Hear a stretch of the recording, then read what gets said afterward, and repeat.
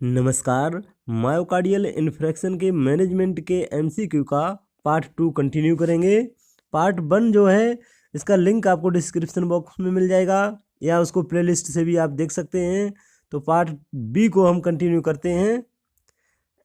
MCQ next है हमारा, the first drug of choice for treating MI. Question क्या कह रहा है कि एमआई मायोकार्डियल इन्फ्रेक्शन जो होता है उसको ट्रीट करने के लिए जो फर्स्ट ड्रग ऑफ चॉइस होगी वह कौन सी होगी। Option A streptomycin, option B streptokinase, option C nitroglycerin, option D heparin.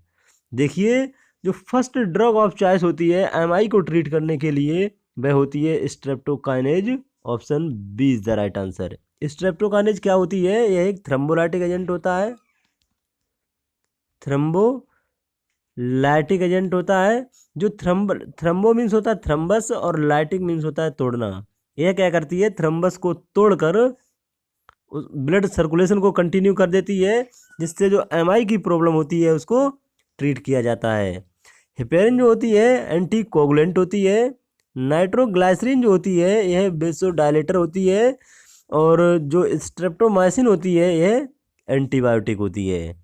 तो फर्स्ट ड्रग ऑफ चॉइस जो होती है एमआई को ट्रीट करने के लिए वो streptokinase. Option B is the right answer. चलते हैं नेक्स्ट क्वेश्चन की तरफ। नेक्स्ट क्वेश्चन है, in myocardial infarction thrombolytic agent such as tissue plasminogen activator streptokinase are given to. Question क्या कह रहा है कि जो एमआई को ट्रीट करने के लिए जो थ्रोम्बोलाइटिक एजेंट जो दिए जाते हैं जैसे टिश्यू प्लाज्मिनोजन एक्टिवेटर और स्ट्रेप्टोकाइनेज, तो ये क्यों दिए जाते हैं, क्या इनका काम होता है। Option A prevent fibrinogen from adhering to platelet, option B improve oxygen supply and dissolve thrombus, option C restabilising blood flow by dissolving thrombus, option D decrease ventricular irritability. देखिए, जो थ्रम्बोलाइटिक एजेंट जो होते हैं इनका काम होता है थ्रम्बस को तोड़ना। जो थ्रम्बोलाइटिक एजेंट होते हैं इनका काम होता है थ्रम्बस को तोड़ना। जैसे थ्रम्बोलाइटिक एजेंट में एक हो गया टिश्यू प्लाज्मिनोजन एक्टिवेटर और एक हो गया स्ट्रेप्टोकाइनेज। तो ये क्यों दिए जाते हैं? ये दिए जाते हैं डिजोल्विंग थ्रम्बस। ऑप्शन सी जो है वह राइट आंसर है, क्योंकि restabilising blood flow by dissolving thrombus. यह क्या करती हैं कि जो थ्रम्बस होता है उसको डिजोल्व करके जो ब्लड फ्लो होता है उसको दोबारा से स्टेब्लिश करती हैं और दोबारा से ब्लड फ्लो को कंटिन्यू करती हैं। तो option C is the right answer. जो थ्रोम्बोलाइटिक एजेंट होते हैं इनका काम होता है थ्रम्बस को डिजोल्व करना और ब्लड फ्लो को रीस्टेब्लिश करना, यानी दोबारा से पुनः पहले की तरह स्थापित करना। ये टिश्यू प्लाज्मिनोजन एक्टिवेटर और स्ट्रेप्टोकाइनेज जो थ्रोम्बोलाइटिक एजेंट होते हैं इनका काम होता है। तो option C is the right answer. चलते हैं नेक्स्ट क्वेश्चन की तरफ। नेक्स्ट क्वेश्चन है, medical treatment of coronary artery disease include which of the following procedure. Question क्या कह रहा है कि जो कोरोनरी आर्टरी डिजीज के मेडिकल मैनेजमेंट में नीचे दिए गए में से कौन सा प्रोसीजर है। क्या पूछा गया है क्वेश्चन में? Medical treatment of coronary artery disease include which of the following procedure. नीचे दिए गए जो प्रोसीजर है उसमें से मेडिकल मैनेजमेंट जो होता है वह कौन सा है कोरोनरी आर्टरी डिजीज के लिए। तो option A cardiac catheterisation, option B oral medication administration, option C coronary artery bypass graft, option D percutaneous transluminal coronary angiography. देखिए, इसमें मेडिकल मैनेजमेंट पूछा गया है। ऑप्शन ए जो है कार्डियक कैथेटराइजेशन, ये सर्जिकल प्रोसीजर है, नॉट मेडिकल मैनेजमेंट। और कोरोनरी आर्टरी बाईपास ग्राफ्ट ये भी सर्जिकल प्रोसीजर है। और परकुटेनियस ट्रांसल्यूमिनल कोरोनरी एंजियोग्राफी ये भी सर्जिकल प्रोसीजर है। तो इसमें ऑप्शन बी जो है वह मेडिकल मैनेजमेंट और मेडिकल ट्रीटमेंट होगा। तो option B is the right answer. Question में मेडिकल ट्रीटमेंट पूछा गया है, नॉट सर्जिकल। तो मेडिकल ट्रीटमेंट जो होगा वह ओरल मेडिकेशन एडमिनिस्ट्रेशन होगा। तो option B is the right answer. Other जो ऑप्शन है वह सर्जिकल मैनेजमेंट के हैं। ऑप्शन बी जो है वह मेडिकल मैनेजमेंट है। तो ऑप्शन बी राइट आंसर। चलते हैं नेक्स्ट क्वेश्चन की तरफ। नेक्स्ट क्वेश्चन है, CABG स्टैंड फॉर। क्वेश्चन क्या कह रहा है, जो CABG होता है वह क्या होता है, फुल फॉर्म पूछी गई है इसकी। Option A cranial artery bypass graft, option B cerebral artery bypass graft, option C coronary artery bypass graft, option D cerebrum artery bypass graft. देखिए जो CABG होता है यह कोरोनरी अर्टरी बाईपास ग्राफ्ट को कहते हैं, तो option C is the right answer. Coronary artery bypass grafting में क्या होता है, जहाँ पर कोरोनरी अर्टरी में ऑब्स्ट्रक्शन होता है उसको बाईपास करके एक शंट डाला जाता है, जिससे ऑब्स्ट्रक्शन की जगह पर बाईपास शंट डाल के जो मायोकार्डियल इन्फेक्शन की जो प्रॉब्लम होती है उसको सर्जिकली ट्रीट किया जाता है। तो ऑप्शन सी जो है वह राइट आंसर है। CABG stand for coronary artery bypass graft. Option C is the right answer. चलते हैं नेक्स्ट क्वेश्चन की तरफ। नेक्स्ट क्वेश्चन है therapeutic role of morphine into pharmacological management of MI। क्वेश्चन क्या कह रहा है कि जो मॉर्फिन होती है इसका थेरेप्यूटिक रोल क्या होगा फार्माकोलॉजी मैनेजमेंट ऑफ MI में। Option A pain relief, option B increase oxygen supply to myocardium, option C increase coronary artery vasodilation, option D all of above.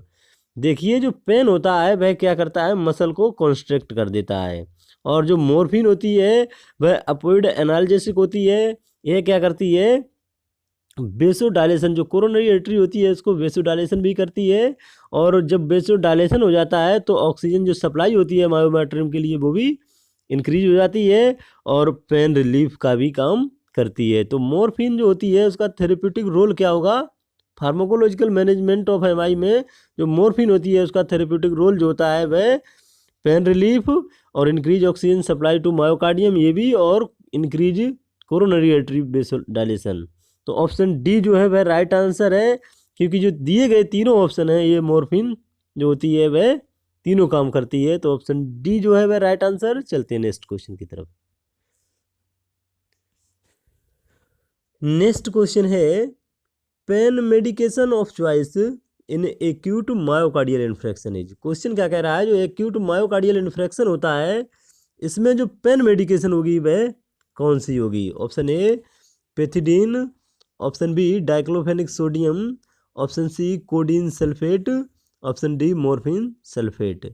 देखिए क्वेश्चन में क्या पूछा गया है कि एक्यूट मायोकार्डियल इन्फेक्शन जो होता है उसमें पेन के लिए कौन सी चॉइस ऑफ मेडिकेशन होगी। तो उसमें पिछले क्वेश्चन में भी हम देख चुके हैं कि जो मॉर्फिन होती है वह increase oxygen supply to myocardium ये काम करती है, वेसोडाइलेशन भी करती है और पेन भी रिलीफ करती है। तो ड्रग ऑफ चॉइस जो होती है मायोकार्डियल इन्फेक्शन में वो होती है morphine sulphate. Option D is the right answer.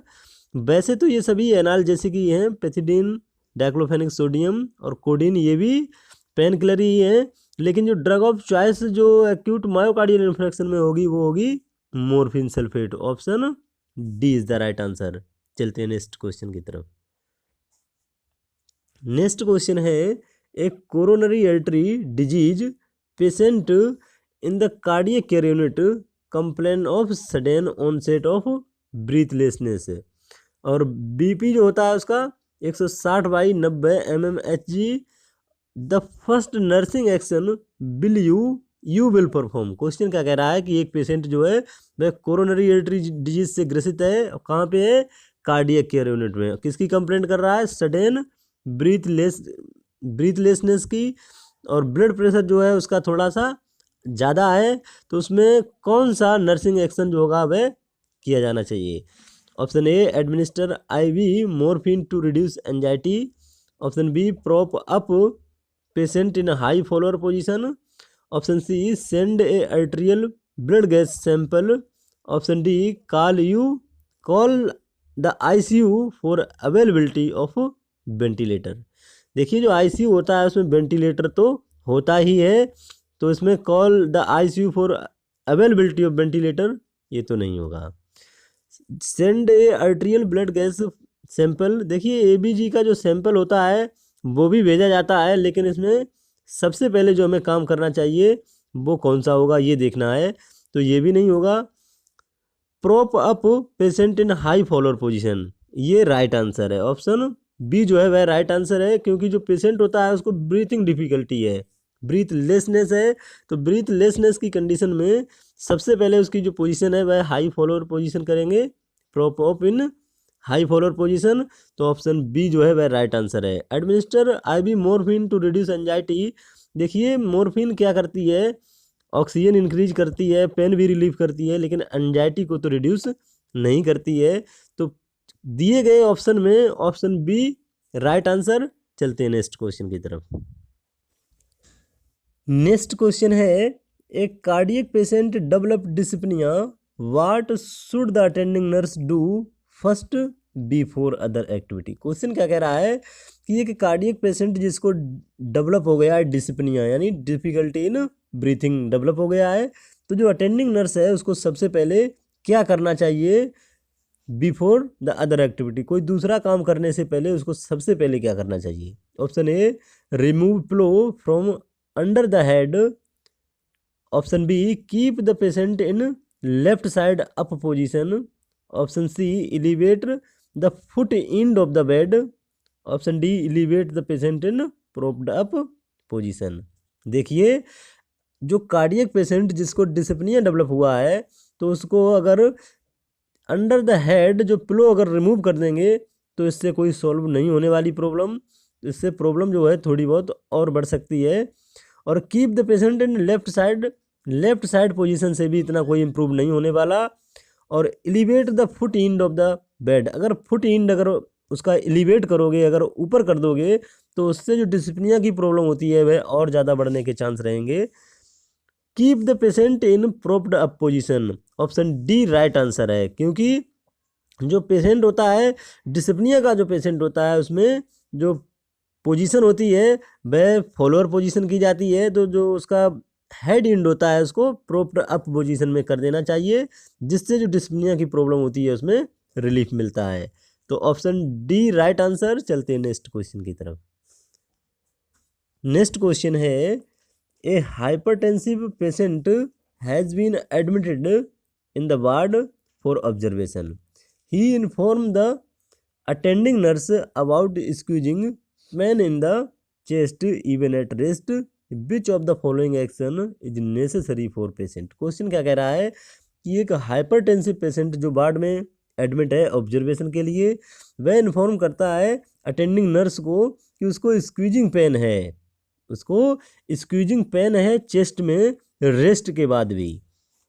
तो उसमें से following which of the following is necessary for the patient, इस पेशेंट के लिए नीचे दिए गए में से कौन सा जरूरी है, नेसेसरी है। Option A give ibuprofen tablet to reduce pain, option B advise the patient to move out for fresh air, option C rest the patient and call attending doctor, option D inform patient that he is fine not to worry.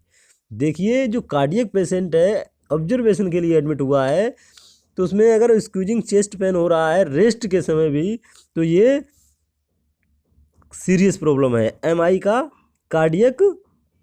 Cardinal sign है और alarming sign है किसका, myocardial infarction का। तो option D जो है inform the patient that he is fine not to worry, ये नहीं हो सकता, क्योंकि ये वरी तो करना पड़ेगा क्योंकि ये इतनी बड़ी प्रॉब्लम है। तो ऑप्शन डी जो है ये रॉन्ग हो गया। Rest the patient and call attending doctor, option C right answer है, क्योंकि पेशेंट से रेस्ट के लिए बोल देना चाहिए और तुरंत अटेंडिंग डॉक्टर जो है उसको इन्फॉर्म कर देना चाहिए, क्योंकि यह अलार्मिंग साइन होता है मायोकार्डियल इन्फ्रेक्शन का। जो स्क्वीजिंग और क्रिसिंग चेस्ट पेन जो होता है रेस्ट के समय भी, ये अलार्मिंग साइन होता है किसका, मायोकार्डियल इन्फ्रेक्शन का। जो एमआई प्रॉब्लम होती है उसका अलार्मिंग साइन होता है। तो इसलिए रेस्ट के लिए बोलकर और तुरंत जो अटेंडिंग डॉक्टर होता है उसको इन्फॉर्म करना चाहिए। तो option C is the right answer. चलते हैं नेक्स्ट क्वेश्चन की तरफ। नेक्स्ट क्वेश्चन है, rest is needed in patient with coronary artery disease 2। क्वेश्चन क्या कह रहा है कि जो कोरोनरी आर्टरी डिजीज का पेशेंट होता है उसमें रेस्ट की ज़रूरत होती है, क्यों। Option A correct arrhythmia, option B reduce oxygen requirement of the body, option C reduce the size of the heart, option D reduce the tendency for insomnia. देखिए क्वेश्चन में क्या पूछा गया है, जो कोरोनरी आर्टरी डिजीज का patient होता है उसमें रेस्ट की क्या ज़रूरत होती है। तो एक चीज़ को इसमें समझ लेते हैं कि जो हार्ट मसल होती है वह अगर 10 से 15% भी उसको ऑक्सीजन मिलती है तो भी वह अलाइव बनी रहती है, जीवित बनी रहती है। तो इसमें क्या होता है कि जो कोरोनरी आर्टरी डिजीज का पेशेंट होता है उसमें रेस्ट की इसलिए ज़रूरत होती है क्योंकि रेस्ट अगर करेगा तो reduce the oxygen supply for body. तो ऑप्शन बी जो है वह राइट आंसर है। रेस्ट करने से जो ऑक्सीजन की रिक्वायरमेंट होती है बॉडी को वह कम हो जाती है, और जो हार्ट मसल होती है उसकी एक खासियत होती है कि उसको थोड़ी बहुत भी ऑक्सीजन सप्लाई अगर मिलती रहेगी तो भी वह अलाइव बनी रहती है, जीवित बनी रहती है। तो रेस्ट इसीलिए ज़रूरी होता है कोरोनरी आर्टरी डिजीज वाले पेशेंट में, क्योंकि वह रेस्ट करेगा तो ऑक्सीजन की रिक्वायरमेंट होती है बॉडी को वह कम होगी। तो ऑप्शन बी राइट आंसर है। चलते हैं नेक्स्ट क्वेश्चन की तरफ। नेक्स्ट क्वेश्चन है the most appropriate diet for patient newly diagnosed with myocardial infarction is. Question क्या कह रहा है कि जो मोस्ट अप्रोप्रिएट डाइट होगी किसमें, न्यूली डायग्नोस्ड जो पेशेंट होता है मायोकार्डियल इन्फ्रेक्शन का, उसमें अप्रोप्रिएट डाइट है वह कौन सी होगी। Option A low sodium and low cholesterol, option B clear diet, clear liquid diet, option C nothing by mouth, option D generalize tolerate. Question में क्या पूछा गया है, मायोकार्डियल इन्फ्रेक्शन का न्यूली डायग्नोस्ड पेशेंट है तो उसमें मोस्ट अप्रोप्रिएट जो होती है डाइट कौन सी होगी। देखिए मायोकार्डियल इन्फ्रेक्शन में क्या होता है, जो आर्टरीज होती हैं वह ब्लॉकेज होने लगती हैं, यह सीएडी की प्रॉब्लम होती है। जो कोरोनरी आर्टरी डिजीज की प्रॉब्लम जो होती है मायोकार्डियल इन्फ्रेक्शन में, तो उसमें डाइट जो होती है वह लो सोडियम एंड लो कोलेस्ट्रॉल होनी चाहिए। तो option is the right answer. देखिए जो सोडियम होता है वह वाटर के रिटेंशन को बॉडी में बढ़ाता है, और जो कोलेस्ट्रॉल होता है अगर यह ज़्यादा लोगे डाइट में तो यह सीएडी की प्रॉब्लम को और ज़्यादा बढ़ाएगा, और सोडियम अगर ज़्यादा लोगे तो यह वाटर को रिटेंशन करेगा, तो वर्कलोड हार्ट का जो है वो बढ़ जाएगा। और इसको इसीलिए जो है सोडियम और कोलेस्ट्रॉल जो होता है वह लो लेना चाहिए मायोकार्डियल इन्फ्रेक्शन के पेशेंट में। तो option is the right answer. Thank you. खुश रहो, मस्त रहो, मेहनत से पढ़ते रहो। जानकारी अच्छी लगी हो तो चैनल को सब्सक्राइब कीजिए।